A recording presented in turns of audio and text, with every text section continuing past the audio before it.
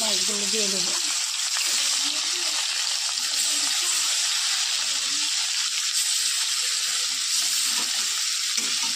লাল লাল করে ভেজে নিয়েছি, এগুলো তুলে নেব। সবগুলো মাছ এভাবে ভেজে নেব। মাছ ভেজে নিয়েছি, এমন লাল লাল করে ভেজে নিয়েছি। এখন আলুগুলো ভেজে নেব। নুন দেখলাম, দেখলাম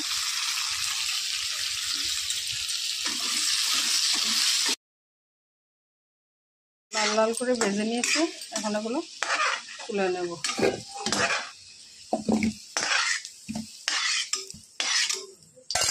এখন কড়াইতে তেল দিয়ে দেব। তেলগুলো দিয়ে দিলাম, একটু তেজপাতা দিলাম, একটু পাঁচফোড়নও দেব। মশলাগুলো দিয়ে দেবো, যা যা মশলা বেটে রেখেছিলাম ওগুলো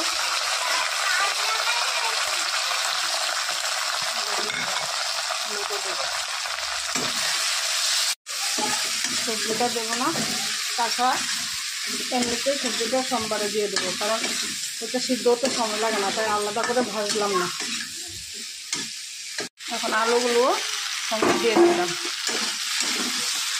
কষিয়ে নিয়েছি। এখন এর মধ্যে প্রয়োজন মতো জল দিয়ে দেবো, মতো নুন দিয়ে দিলাম।